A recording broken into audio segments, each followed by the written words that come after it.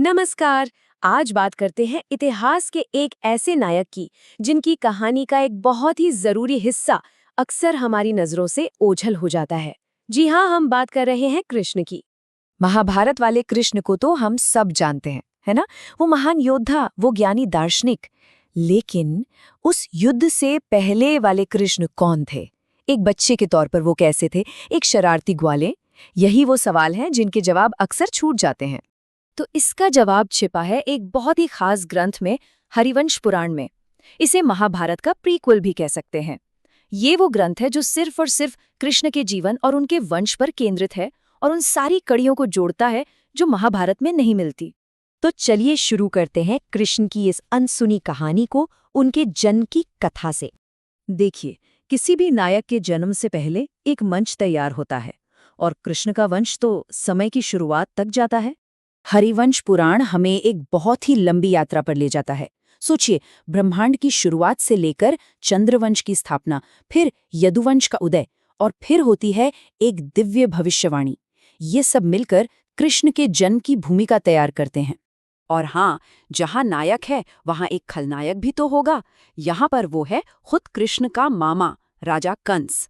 उसके मन में एक भविष्यवाणी का डर बैठ गया था कि उसकी अपनी बहन का 8वां बेटा ही उसकी मौत का कारण बनेगा, और इसी डर ने उसे एक अत्याचारी बना दिया।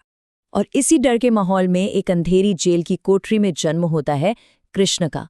लेकिन किस्मत को कुछ और ही मंजूर था। एक चमत्कार होता है और उस नन्हे से बालक को चुपके से जेल से बाहर एक सुरक्षित जगह पहुंचा दिया जाता है। यहीं से पता चलता है कि कोई दिव्य शक्ति इस खेल को खेल रही है। तो अब शुरू होता है कहानी का अगला अध्याय। कृष्ण एक राजकुमार की तरह नहीं, बल्कि वृंदावन के एक प्यारे से गांव में पलते बढ़ते हैं। अपने पालक माता पिता नंद और यशोदा के प्यार में पले बढ़े कृष्ण का असली दिव्य स्वभाव धीरे धीरे सामने आने लगता है। और यहीं पर उनकी कहानी का सबसे दिलचस्प हिस्सा शुरू होता है। एक तरफ उनका चंचल इंसानी रूप और दूसरी तरफ उनकी अद्भुत दैवीय शक्ति। दोनों का क्या गजब का मेल था।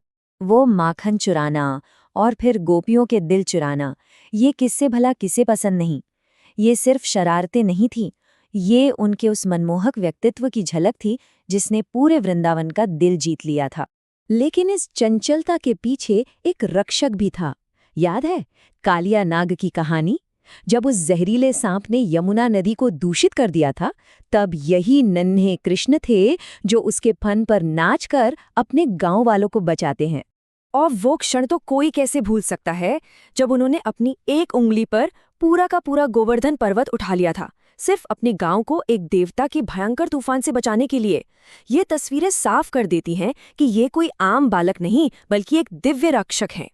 तो अब समय आ गया था कि कृष्ण अपने बचपन को पीछे छोड़कर अपनी असली नियति को पूरा करें। और होता भी वही है। अपने अत्याचारी मामा कंस का वध करने के बाद कृष्ण अपने लोगों को लेकर पश्चिम की ओर चले जाते हैं और एक बहुत ही शानदार मजबूत शहर की नींव रखते हैं, द्वारका। यहीं पर हरिवंश पुराण एक कमाल का बदलाव दिखाता है। कहाँ वृंदावन का वो शरारती चंचल बालक और कहाँ द्वारिका का ये महान रणनीतिक राजा। एक ही व्यक्ति के दो बिल्कुल अलग रूप, ये बताता है कि उनका चरित्र कितना गहरा था। द्वारका के राजा के तौर पर उनकी भूमिकाएं देखिए। एक समृद्ध राज्य बनाया, अपने लोगों को हर खतरे से बचाया। वो एक माहिर कूटनीतिज्ञ और रणनीतिकार थे, और साथ ही एक पति और पिता भी। असल में यहीं द्वारका में ही महाभारत की असली जमीन तैयार हो रही थी। लेकिन रुकिए, हरिवंश सिर्फ कृष्ण के अतीत और वर्तमान की कहानी नहीं है, ये भविष्य में भी झांकता है। एक तरह से ये खिल पर्व होने के साथ साथ उत्तर पर्व भी है। इस ग्रंथ का दायरा बहुत बड़ा है। ये ब्रह्मांड की रचना से शुरू होता है, फिर कृष्ण के जीवन को दिखाता है, और फिर आने वाले युग यानी कलयुग के बारे में भविष्यवाणियां भी करता है। और यही बात हरिवंश को इतना जरूरी बनाती है। ये वो चाबी है जो कृष्ण की पूरी कहानी का ताला खोलती है, जो उन्हें सिर्फ एक दिव्य योद्धा से कहीं आगे एक संपूर्ण व्यक्तित्व के रूप में हमारे सामने रखती है। सोचिए, हरिवंश के बिना कृष्ण की कहानी एक ऐसी पहेली की तरह है जिसका एक बहुत बड़ा हिस्सा गायब है। ये ग्रंथ उनके परिवार, उनके बचपन, उनके राजपाट और उनकी विरासत की पूरी तस्वीर हमारे सामने रखता है। तो आखिर में सवाल यही उठता है, जब हम कृष्ण की पूरी कहानी जानते हैं, उनके बचपन को, उनके प्रेम को, उनके राज को, तो एक नायक के तौर पर उनके मायने कैसे बदल जाते हैं? क्या उनकी पूरी कहानी जानने से महाभारत में उनके दिए गए उपदेश और भी गहरे नहीं हो जाते?